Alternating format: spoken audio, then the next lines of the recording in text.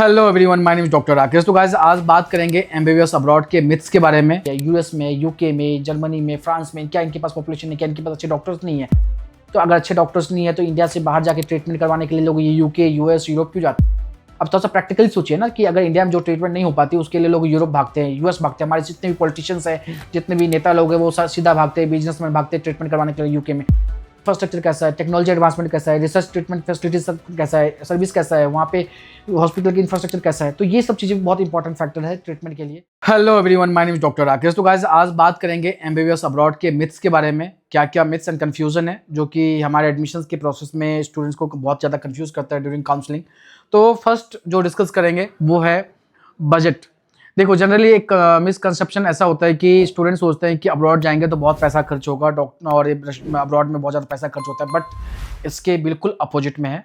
Russia के अंदर में आपका जो कॉस्ट है वो 1/3 के इक्विवेलेंट होता है आपके इंडिया के कॉलेज के हिसाब से। अगर लेट्स सपोज इंडिया में बात करते हैं, अगर 80 to 1 CR प्लस जो इंडिया के प्राइवेट कॉलेज में लगता है, तो रशिया में आपका जो टोटल एक्सपेंसेस है वो 25 से 35-40 तक जाता है, सेम जॉर्जिया के अंदर में। तो ये आपके 1/3 है। बाकी मंथली एक्सपेंसेस भी ऑलमोस्ट सेम ही है। रशिया में भी आपका उतना ही कॉस्ट आता है जितना आप इंडिया में एक इंसान जो किसी और सिटी में रह के खर्च करना चाहता है या जो उसके एक्सपेंसेस होते हैं वो। प्लस पॉइंट ये है कि रशिया के अंदर में आपको गवर्नमेंट यूनिवर्सिटी के अंदर में गवर्नमेंट हॉस्टल मिलेगा, तो वहाँ पे जो लिविंग कॉस्ट है वो 10 to 20,000 फॉर नेक्स्ट 1 ईयर के लिए, किसी किसी जगह पे तो 35,000 फॉर 6 ईयर के लिए है। तो ये आपके जो मिथ्स हैं वो बहुत ज़्यादा अलग तरीके से मैनिपुलेट किया जाता है इंडिया के अंदर में आपको अब्रॉड में एडमिशन लेने से रोकने के लिए। सेकंड पॉइंट बात करते हैं रैगिंग के बारे में। जनरली लोग के स्टार्टिंग से हम लोग सुनते आए हैं कि इंडिया में रैगिंग होता है, कॉलेज के अंदर में सीनियर जूनियर को परेशान करता है और यही सिस्टम चलता आया हुआ है। बट इंडिया के अंदर में बहुत सारे एंटी रैगिंग सिस्टम्स हैं, रूल्स रेगुलेशन है, थोड़ा बहुत इंप्रूवमेंट आया, स्टिल अभी भी बहुत जगह पे है। रशिया में जनरली अपोजिट होता है। रशिया के अंदर में जो आपके सीनियर्स होता है, जो फर्स्ट पर्सन जो आप जिसको आप कांटेक्ट करते हो पहुंचने के बाद, तो वो सीनियर्स है। आपको मार्केट की जो शॉपिंग चीज़ों के बारे में, कॉलेज के बारे में जो आपको अच्छे से इंट्रोड्यूस करवाता है, घुमाता है, बताता है सब कुछ, वो आपके सीनियर्स होता है। तो ये मिथ्स जो है रशिया के अंदर में रैगिंग का, वो बिल्कुल 0% है। रैगिंग बिल्कुल नहीं हो सकता क्योंकि इंडिया से दूर रहते हैं सबके सब। बाकी वहाँ के रूल्स रेगुलेशन रिस्ट्रिक्शंस बहुत ज़्यादा है, कोई किसी के ऊपर फिजिकली हाथ नहीं उठा सकता, तो रिस्ट्रिक्शन हो जाता है। तो इस टाइप से वहाँ पे इस टाइप का बिल्कुल भी एनवायरनमेंट नहीं है। और इसी में मैं ऐड ऑन करना चाहूँगा सेफ्टी सिक्योरिटी के बारे में। तो अगर रैगिंग नहीं है तो सेफ्टी सिक्योरिटी का कोई इशू नहीं। Russia one of the safest place है इंडियन बच्चों के लिए। इवन मैं कभी कभी ये बोलूँगा कि जितना कि आप अपने होम टाउन में सेफ नहीं है रात के 12 बजे घूमने में, उससे ज़्यादा सेफ आप रशिया के अंदर में रात के 12 बजे किसी भी स्टेट पे घूमने के लिए। गर्ल्स सेफ्टी का भी कोई इशू नहीं है। आपका हॉस्टल के अंदर में जो भी हो 3 लेवल सिक्योरिटी होता है, विदाउट कार्ड एंट्री कोई कर नहीं सकता, 24/7 सिक्योरिटी गार्ड होता है। स्ट्रीट पे कोई प्रॉब्लम नहीं है। जब गर्ल्स सेफ्टी में कोई इशू नहीं है तो बॉयज़ का भी कोई इशू नहीं होता है। एक और मिथ्स होता है लोगों के अंदर में कि वहाँ पे खाने का बहुत दिक्कत होगा, खाना कैसे खाएंगे?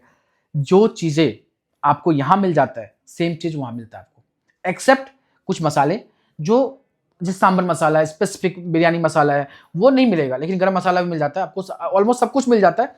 ये एक बहुत बड़ा कन्फ्यूजन है। जितना जो भी veg non veg Jain food जो भी चीज़ चाहिए सब कुछ मिल जाता है। आप हर चीज़ खरीद के मार्केट से ला सकते हैं। कुछ मसाले आपको लेके जाने पड़ेंगे जो कि यहाँ से आपके खुद के हिसाब से। बाकी एक और चीज़ बताऊंगा मैं, रशिया में बहुत सारी यूनिवर्सिटी के अंदर में मेस की सर्विस अवेलेबल है। जैसे हमारा स्टेट मेडिकल यूनिवर्सिटी, नॉर्थ कोकेशन के अंदर में, उराल के अंदर में, इन सब जगह पे आपको मेस का सर्विस मिलेगा। तो फर्स्ट ईयर में तो आपको टेंशन लेने की जरूरत ही नहीं है। फर्स्ट ईयर में आपको बना बनाया 3 टाइम का खाना मिल जाता है, तो आपके लिए प्लस पॉइंट है। फर्स्ट ईयर में आप एक बार सेटल हो जाते हैं तो उसके बाद सेकंड ईयर से आपके पास ऑप्शन होता है कि आप सेल्फ कुकिंग करना चाहते हैं या मेस लगाना चाहते हैं। एक और चीज़ इसमें मैं ऐड करना चाहूँगा कि घर से दूर जो होम सिकनेस होता है, एक तो फूड की वजह से होता है, दूसरी बात जो जनरली स्टूडेंट्स घर पे फेस्टिवल कल्चर जो इवेंट्स जो होते हैं ना, फेस्टिव जो दिवाली, ईद, बकरीद, जो भी फेस्टिवल्स हैं हम सेलिब्रेट करते हैं उसको मिस करते हैं। लेकिन रशिया में भी हम लोग सेम चीज़ करते हैं। आप किसी भी यूनिवर्सिटी के दिवाली फेस्टिवल, जैसे हमारा की बात करते हैं नॉर्थ कोकेशन की दिवाली, नवरात्रि में कितना अच्छा garba dance, night dance, DJ सब कुछ होता है। हम लोग ईद, बकरीद, जितने भी फेस्टिवल सब कुछ सेलिब्रेट करते हैं। फ्रेशर पार्टी समारा का, नॉर्थ कोकेशन का इम्पल्स, ये उराल में, ये हर जगह पे जितनी भी अपनी यूनिवर्सिटीज़ है वहाँ पे आपको बहुत सारे कल्चरल एक्टिविटीज़, स्पोर्ट्स की एक्टिविटीज़, मतलब आपके ऊपर डिपेंड करता है आप कितना इंटरेस्ट लेना चाहते हो। वहाँ पे आपको मतलब भर भर के हम लोग इवेंट करवाते हैं। और आपके एकेडमिक के साथ साथ में आपको अपने इंडिया के साथ में जोड़ के रखने के लिए ताकि आप वहाँ पे मतलब ऐसा ना फील हो रहा हो कि मतलब आप बिल्कुल बोरिंग से लाइफ जी रहे हैं, वहाँ पे आपको इंडिया से बिल्कुल डिटैच हो चुका है। नहीं, ऐसा नहीं होता है। बिल्कुल वैसा ही फ़ील करते हैं जैसे आप इंडिया के किसी हॉस्टल में हैं, क्योंकि हॉस्टल्स के अंदर में आपको पूरा इंडियंस मिलेंगे, खाना इंडियन, रहना इंडियन के साथ में, रूम इंडियन के साथ में, क्लासेस इंडियन के साथ में, ऐसा कोई भी वहाँ पे आपको रैगिंग के लिए कोई भी प्रॉब्लम, सॉरी, ऐसा वहाँ पे आपको कोई भी चीज़ आप मिस नहीं करते जो कि आप इंडिया में कर सकते हैं। तो नेक्स्ट पॉइंट डिस्कस करते हैं कोर्स का ड्यूरेशन एंड लैंग्वेज। देखिए एक बहुत बड़ी कन्फ्यूज़न है, बहुत मिथ है इस बारे में कि लैंग्वेज के बारे में। रशिया में सब के सब रशियन लैंग्वेज में पढ़ाया जाता है, वहाँ पे आपके एग्जाम्स रशियन लैंग्वेज में होगा, लेक्चर्स इंग्लिश मीडियम में होगा, सॉरी लेक्चर्स आपके रशियन लैंग्वेज में होगा, आपको लैंग्वेज सीखना होगा। सच है, लैंग्वेज आपको सीखना पड़ता है, ये बात बिल्कुल फैक्ट है। विदाउट लैंग्वेज आप नहीं प्रैक्टिस कर सकते, रशिया में नहीं डॉक्टर बन सकते, या किसी भी कंट्री के अंदर में, इवन इंडिया के अंदर बता दूं मैं आपको कि अगर आप नॉर्थ से हैं, साउथ जा रहे हैं, तो आपको साउथ की लैंग्वेज आना होगा, तभी आप आना चाहिए, तभी आप वहाँ पे हॉस्पिटल ड्यूटी कर सकते हैं। या साउथ से हैं, नॉर्थ में आओगे तो आपको हिंदी आनी चाहिए, तभी आप हॉस्पिटल प्रैक्टिस कर सकते हो। सेम रशिया के अंदर में जब थर्ड ईयर के बाद आप क्लिनिकल एक्सपोजर के लिए हॉस्पिटल जाओगे, तो वहाँ पे आपको लैंग्वेज भी आना चाहिए, देन ओनली आप हॉस्पिटल में प्रैक्टिस कर सकते हो। फर्स्ट ईयर से ही आप देखते हैं, जब शॉपिंग के लिए जाओगे, रोड पर जाओगे, कहीं भी जाओगे, तो आपको लैंग्वेज आना चाहिए। तो ये कन्फ्यूजन है, बट आपका जो एकेडमिक है, क्लासेस से एग्जाम्स हैं, वो सब कुछ इंग्लिश मीडियम होगा। और अगर आप 2 साल पहले की वीडियोस देख लो, तो Samara state medical university Russia के फर्स्ट यूनिवर्सिटी है जहाँ पे जो फाइनल एग्जाम है, गॉस एग्जाम है, वो भी आपका इंग्लिश मीडियम में ही होगा। जी हाँ, बिल्कुल सही सुना आपने, जो गॉस एग्जाम है वो समारा स्टेट मेडिकल यूनिवर्सिटी के अंदर में इंग्लिश मीडियम में ही होगा, रशियन लैंग्वेज में नहीं होगा। तो ये आपके लिए एक बहुत प्लस पॉइंट है। और बाकी जो भी यूनिवर्सिटीज़ है जहाँ पे भी स्टूडेंट्स जा रहे हैं, वहाँ पे जो एकेडमिक होता है, एग्जाम्स होते हैं, लेक्चर्स होते हैं, वो इंग्लिश मीडियम में ही होता है। और from first year to six year, हाँ, थोड़ा बहुत प्रॉब्लम्स आ सकती हैं। अब जो भी वो यूनिवर्सिटी जहाँ पे रिसेंटली स्टूडेंट्स इनटेक होना स्टार्ट हुआ है, क्योंकि एक सिस्टम बनने में टाइम लगता है, जैसे कि कोई भी ऐसी यूनिवर्सिटी जहाँ पे फर्स्ट ईयर सेकेंड ईयर में बच्चे जा रहे हैं, या थर्ड ईयर में, तो वहाँ पे थोड़ी बहुत प्रॉब्लम होती है। जैसे मैं भी गया था जब 2014 के अंदर में, तो वहाँ पे भी थोड़ी बहुत प्रॉब्लम्स आए थे, बट अभी देखो कितना परफेक्ट हो गया सिस्टम। वहाँ पे भी हर जगह पे इनिशियली कोई प्रॉब्लम होती है, बट वो चीज़ें सेटल हो जाता है। एक और बहुत मेजर मिथ्स ये है कि रशिया के अंदर में बहुत ज़्यादा विंटर होता है, लोग सर्वाइव नहीं कर सकते, लोग मर जाते हैं, कैसे सर्वाइव करेंगे। विंटर का बहुत बड़ा मतलब एक क्या बोलते हैं, फोबिया है पेरेंट्स के दिमाग में, बच्चों के दिमाग में। गाइस, बिल्कुल रशिया बिल्कुल नॉर्थ पोल पे है, ठंड तो है। रशिया में भी कई ऐसी जगह है जहाँ पे ठंड नहीं होती, कम विंटर होता है। तो गाइस बाकी पार्ट की बात करते हैं, जैसे कजान, समारा, ओरेनबर्ग या एकत्रिनबुर्ग, यहाँ पे ठंड होता है, प्रॉपर ठंड होता है, -20 से -30 तक टेम्परेचर जाता है। But guys hostels, hospitals, classes, lectures, हर जगह पे सेंट्रलाइज हीटिंग होता है। रशिया के हर बिल्डिंग के अंदर में, हर घर के अंदर में, रशिया के हर बिल्डिंग में, हर जगह पे सेंट्रलाइज हीटिंग सिस्टम होता है। वहाँ पे ठंड बिल्कुल भी नहीं होता। और आप बिल्कुल शॉर्ट्स में ही हॉस्टल के अंदर में घूम सकते हो, नॉर्मल एप्रॉन और नीचे टी शर्ट और जीन्स में आप क्लासेस अटेंड कर सकते हो, तो ठंड का कोई इशू नहीं है। बट एक चीज़ और बता दूं मैं आपको कि स्ट्रीट पे जब आप ट्रैवल करोगे तो बिल्कुल ठंड होती है, वहाँ पे बहुत हैवी स्नोफॉल होता है। तो उसके हिसाब से, वेदर के हिसाब से वहाँ पे स्नो जो बूट्स हैं, जैकेट्स हैं, सब कुछ मिल जाता है, तो आपको कोई प्रॉब्लम नहीं होती। Even car, taxi, tram, train, कुछ भी जाओ तो वहाँ पे भी पूरा हीटिंग सिस्टम होता है, तो कोई प्रॉब्लम नहीं होती।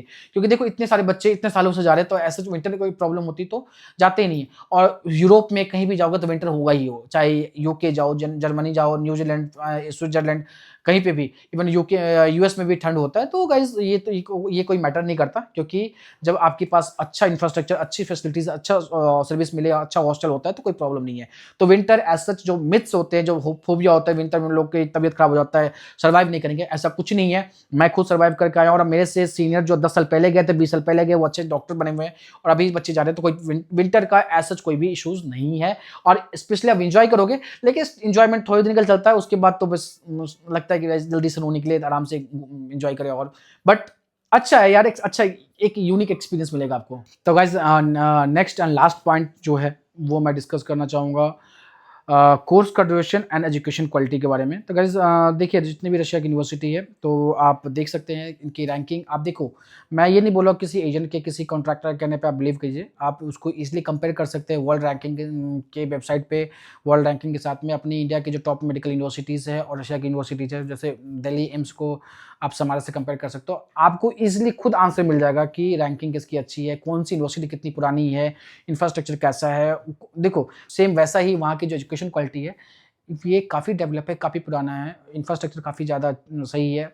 देखो, मैं ये नहीं बोल रहा कि इंडिया का एजुकेशन सिस्टम खराब है, बहुत अच्छे एजुकेशन सिस्टम है, बट हम अपने अपने इंडिया के अंदर में क्या पॉपुलेशन बहुत ज़्यादा है, पेशेंट फ्लो बहुत ज़्यादा है, पेशेंट फ्लो ज़्यादा है तो फिर ये थोड़ा एक प्लस पॉइंट होता है। लेकिन अब जितने भी यूरोपियन कंट्री है, यूएस में, यूके में, जर्मनी में, फ्रांस में, क्या इनके पास पॉपुलेशन है, क्या इनके पास अच्छे डॉक्टर्स नहीं है? तो अगर अच्छे डॉक्टर्स नहीं है तो इंडिया से बाहर जाके ट्रीटमेंट करवाने के लिए लोग ये यूके, यूएस, यूरोप क्यों जाते हैं? अब थोड़ा सा प्रैक्टिकली सोचिए ना कि अगर इंडिया में जो ट्रीटमेंट नहीं हो पाती उसके लिए लोग यूरोप भागते हैं, यूएस भागते हैं। हमारे जितने भी पॉलिटिशियंस हैं, जितने भी नेता लोग हैं, वो सीधा भागते हैं, बिजनेसमैन भागते हैं ट्रीटमेंट करवाने के लिए यूके में, यूएस के अंदर। इनके पॉपुलेशन तो बहुत कम है, तो पेशेंट फ्लो पे ही एक इंपॉर्टेंट चीज़ नहीं है, उसके साथ साथ में ये होता है कि इंफ्रास्ट्रक्चर कैसा है, टेक्नोलॉजी एडवांसमेंट कैसा है, रिसर्च ट्रीटमेंट फैसिलिटीज कैसा है, सर्विस कैसा है वहाँ पे, हॉस्पिटल की इंफ्रास्ट्रक्चर कैसा है। तो ये सब चीज़ें बहुत इंपॉर्टेंट फैक्टर है ट्रीटमेंट के लिए। तो वहाँ पे आपको एजुकेशन के लिए एक अच्छा एक्सपोजर, एक अच्छा वो मिलेगा। प्लस में जो स्टडी के हिसाब से देखा जाए, नंबर स्टूडेंट के स्ट्रेंथ के हिसाब से देखा जाए, तो रशिया के अंदर में आपको एक क्लास के अंदर max to max 15 to 16 17 students मिलेंगे। और इंडिया में आपको 50 70 80 100 स्टूडेंट्स मिलते हैं एक क्लास के अंदर में। तो आप समझ लो कि टीचर का अटेंशन और फोकस एक स्टूडेंट के ऊपर में कहाँ पे ज़्यादा होगा, कहाँ पे एक्सपोजर ज़्यादा मिलेंगे, कहाँ पे सीखने को ज़्यादा मिलेगा। हाँ, इंडिया में हमारे, जैसे कि मैं अपनी एक्सपीरियंस बताता हूँ, जब मैं गवर्नमेंट हॉस्पिटल में था, दीनदयाल के अंदर में था, तो एक ओपीडी में 200 डॉक्टर पेशेंट देखना पड़ता था, एक डॉक्टर को। तो यहाँ पे रश ज़्यादा है क्योंकि यहाँ पे इतना ज़्यादा इंफ्रास्ट्रक्चर नहीं है, इतना ज़्यादा हॉस्पिटल्स नहीं है, इतने ज़्यादा मतलब डॉक्टर्स की कमी है। तो इसलिए पेशेंट, एक डॉक्टर के ऊपर पेशेंट की जो नंबर ऑफ पेशेंट का जो रेशो है, डॉक्टर पेशेंट का रेशो है, काफ़ी ज़्यादा है। यूरोप में वो स्टैंडर्ड है, इस WHO के स्टैंडर्ड से भी ज़्यादा बेहतर कंडीशन में है।